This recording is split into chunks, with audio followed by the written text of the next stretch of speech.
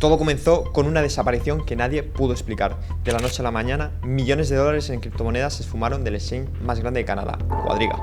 Durante años fue el orgullo del ecosistema cripto canadiense. Su joven fundador aparecía en conferencias, entrevistas, eventos, transmitía confianza, nada parecía fuera de lugar. Pero lo que nadie sabía realmente era que detrás de esa fachada reluciente había un mecanismo invisible y defectuoso. Uno que estaba a punto de convertir una historia de éxito en el fraude más grande del mundo cripto canadiense.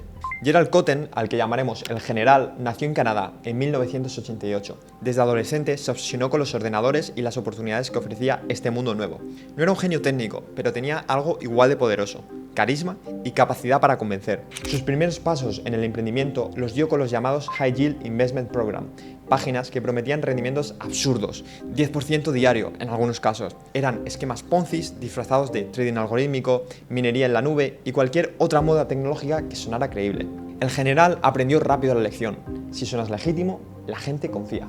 En 2012 descubrió Bitcoin. Por entonces, comprar o vender criptomonedas desde Canadá era casi imposible. No existían exchanges locales regulados y los pocos servicios internacionales obligaban a hacer transferencias a otros países, pagar comisiones altísimas y navegar por procesos que no eran nada fáciles. El General vio ahí su oportunidad. En 2013 fundó Quadriga CX, un exchange canadiense que facilitaba la compra y venta de criptomonedas. El nombre transmitía solidez: Quadriga, el carro romano guiado por 4 caballos. ZX, abreviatura de Crypto Exchange. El General se presentaba como un emprendedor cercano, muy lejos del estereotipo de banquero. En lugar de tecnicismos y discursos complicados, usaba un lenguaje simple. Explicaba que era Bitcoin, una nueva forma de pago que sería el futuro de las finanzas, y con esa cercanía lograba que el intimidante mundo cripto pareciera un lugar seguro para invertir. Durante los primeros años, Quadriga CX creció sin freno. Miles de usuarios abrieron cuentas, el volumen de las compras y ventas aumentaba cada día y el General se volvió una cara reconocida en la comunidad cripto. Para el público todo funcionaba: depósitos rápidos, interfaz simple y un fundador que inspiraba confianza. A ojos de todos, Quadriga era el futuro, pero mientras la empresa ganaba fama, algo crecía en el silencio detrás de la fachada. Un desequilibrio que los usuarios no podían ver y que sería la chispa de un gran desastre. En 2017 llegó uno de los mayores bullruns de la historia cripto. Bitcoin pasó de valer cientos de dólares a 20.000. Personas de todo el mundo se lanzaron en masa a comprar Bitcoin y otros criptos, y en Canadá, Quadriga CX se convirtió en la opción elegida por la mayoría de los usuarios. La empresa movía millones de dólares cada día. El General aparecía sonriente en revistas y entrevistas, viajando por todo el mundo y dando conferencias en los eventos más importantes. Lo que nadie sospechaba es que detrás de esa imagen impecable de founder perfecto había algo muy oscuro, porque mientras los números de Quadriga solo iban al alza, la estructura de la empresa era extrañamente opaca. No había auditores externos ni una junta directiva visible. A ojos de todos, el General era la empresa entera, y esa concentración de poder, que antes parecía una ventaja, estaba a punto de convertirse en su mayor debilidad. Después de un gran mercado alcista, a finales de 2017 comenzó un duro bear market. Bitcoin pasó de 20.000 dólares a unos 6.500. También empezaban a notarse cosas raras en Quadriga: depósitos que tardaban más de lo normal, retiros que se procesaban pero nunca llegaban y un soporte técnico que respondía cada vez menos. El General lo justificaba todo con excusas vagas: problemas con los bancos, que le habían retenido los fondos, mantenimientos inesperados, auditorías internas. Siempre salía con excusas que parecían creíbles, pero nunca daba una explicación concreta y clara de lo que estaba pasando. Y cada día su reputación se iba deteriorando más y más. El golpe definitivo llegó cuando en diciembre de 2028 Bitcoin tocó fondo en los 3.500 dólares. La presión del mercado era enorme. Nadie sabía hasta dónde podía seguir cayendo. El pánico se extendió y miles de usuarios intentaron vender y retirar su dinero al mismo tiempo. En Quadriga los usuarios intentaban sacar dinero pero no podían. Los depósitos tardaban días en acreditarse o nunca lo hacían. El servicio de atención al cliente directamente dejó de responder a correos y tickets y ya se olía de lejos que no era un fallo técnico, sino que algo mucho más grave estaba pasando. Quadriga, al no funcionar y no procesar los retiros, provocó un efecto en masa, efecto llamada, que hacían que todos los usuarios que tenían dinero en Quadriga quisieran retirarlo de forma masiva por miedo a perderlo. Y entonces, en medio de ese clima de tensión, Quadriga lanzó una noticia que dejó de piedra a toda la comunidad cripto: el General ha muerto. A final de 2018, el General había decidido ir de luna de miel a la India, junto con su recién esposa Jennifer Robertson, a quien conoció en Tinder en 2014 y a la que llamaremos la Jenny. Pero el 8 de diciembre, en la ciudad de Jaipur, en la India, enfermó repentinamente. Al día siguiente murió por complicaciones de la enfermedad de Crohn, un trastorno intestinal con el que había convivido años. La Jenny se encargó de los trámites, certificado, repatriación y un funeral discreto. A simple vista, una tragedia humana. Pero lo que siguió después sería el inicio del verdadero misterio. Semanas después de anunciar la muerte del general, Quadriga CX publicó otro comunicado que heló a todo el país. El general, el fundador, el rostro de la empresa, era el único que conocía las claves de acceso a las billeteras donde se custodiaban los fondos de los usuarios. Esto es como cuando tú tienes una wallet personal de MetaMask, de Ledger o un Trezor. El acceso a tus fondos dependen de la famosa seed phrase, es decir, las 12 palabras mágicas que solo tú debes conocer. El problema aquí es que el general custodiaba él mismo las 12 palabras de las wallets de los usuarios, es decir, 150 millones de dólares bajo control que no eran suyos. Era la única persona con acceso a las cold wallets donde se custodiaban los fondos, a las transferencias internas, a las contraseñas de administración y al backend del exchange. Con el fallecimiento del general, nadie podía mover ni un centavo, ni la Jenny, ni sus empleados, ni las autoridades. El pánico fue inmediato. Los foros y redes se llenaron de mensajes desesperados. ¿Dónde está mi dinero? ¿Qué va a pasar con mis ahorros? Y entonces, en foros de internet y redes sociales comenzaron las especulaciones. Para muchos, la historia tenía demasiadas piezas que no encajaban. Todo parecía demasiado perfecto para ser coincidencia. Empezaron a circular fotografías del hospital de Jaipur, en la India, donde falleció el general. Se trataba de un centro privado que, según los reportes, manejaba muchos de sus registros en papel, con un control digital limitado. Se dijo que el cuerpo fue embalsado con rapidez y repatriado sin una autopsia independiente. Y lo más sospechoso, el certificado de defunción del general tenía errores. Su apellido no aparecía como Koten, sino mal escrito como Kotan. Un simple error tipográfico o una señal de un documento fabricado con prisas. Los abogados de las víctimas pedían seriedad al asunto, querían ver el cuerpo, necesitaban una prueba final para confirmar si su muerte era real o una tapadera para evadir responsabilidades. Había familias enteras con los fondos de su jubilación depositados en Quadriga.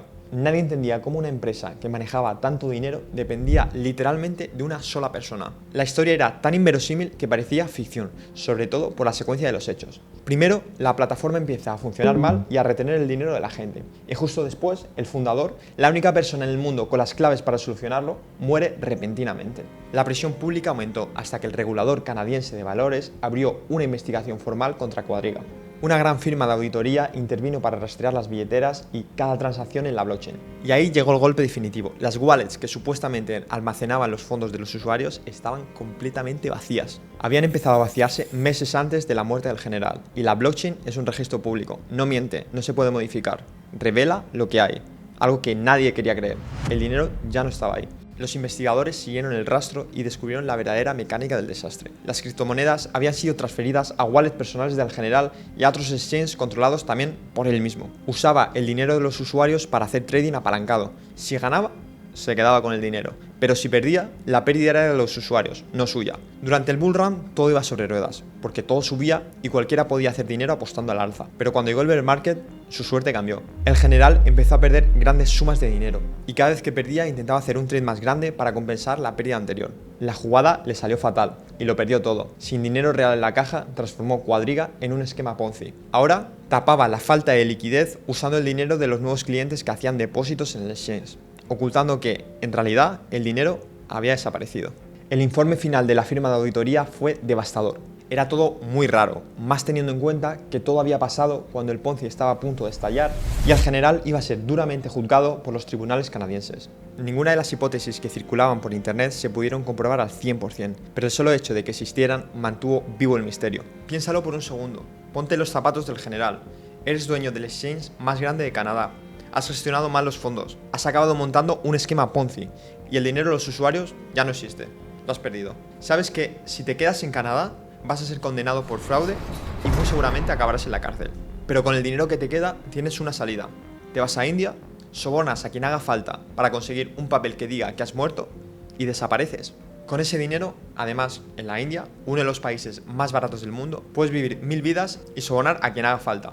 Medios de prensa internacionales siguieron el rastro del general y reconstruyeron paso a paso, pero hasta hoy no hay ninguna sola prueba firme de que esté vivo, pero tampoco evidencia suficiente para cerrar el caso. Internamente, Quadriga era un caos absoluto, un descontrol que nadie entendía muy bien cómo seguía funcionando. Aparentemente todo funcionaba perfectamente, pero en las entrañas de Quadriga reinaba el caos, los números maquillados, la ausencia de controles y un solo tío con las llaves de todos sus usuarios. Quadriga podríamos decir que era como un gym bro ciclado de Instagram.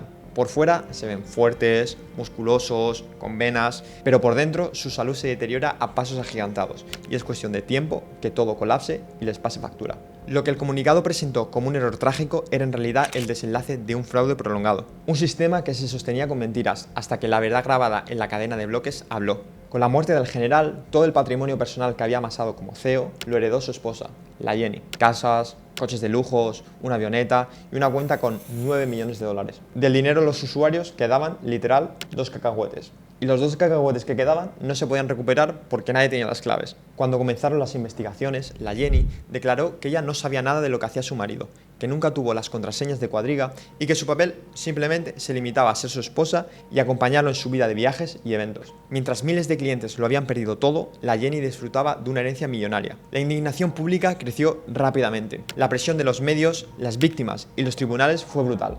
Finalmente, la Jenny no pudo soportar la presión social y decidió entregar parte de la herencia a los afectados. Propiedades, terrenos y vehículos que se vendieron para recuperar algo del dinero. Lo recaudado, sin embargo, fue apenas una gota en el océano de lo que se había perdido. Durante meses, muchos afectados seguían teniendo la esperanza de que apareciera una copia de seguridad, una clave olvidada, un milagro informático, pero en 2020 llegó el informe de la Comisión de Valores de Ontario que cerró cualquier duda. Quadriga ZX era oficialmente un fraude financiero. Tras el derrumbe, el gobierno canadiense endureció las reglas, auditorías obligatorias, licencias de operación y custodias con control compartido. Más de 100.000 personas perdieron dinero, algunos solo unos pocos dólares, otros los ahorros de toda su vida. La reputación de las criptomonedas en Canadá quedó manchada. La Jenny cambió de nombre y publicó un libro de memorias para contar su verdad. En él relata cómo conoció al general, detalla su matrimonio y describe la supuesta doble vida que su esposo llevaba a escondidas. Según su versión, ella también fue una víctima engañada que se enteró del desastre financiero al mismo tiempo que el resto, y describe la pesadilla legal y mediática que vivió por culpa de los secretos de su marido. La historia llegó al gran público con el documental de Netflix Trust No One, The Hunt for the Crypto King. Las criptomonedas nacieron inicialmente para ser descentralizadas y eliminar la necesidad de confiar en terceros. Al final, no hay una solución perfecta. O asumes tú la responsabilidad de custodiar tus activos, sabiendo que si cometes un error, nadie te va a salvar y nadie puede hacer nada, o te despreocupas y le entregas esa responsabilidad a alguien que los va a guardar por ti, pero que también puede equivocarse, desaparecer o directamente mentirte. Not your keys, not your coins.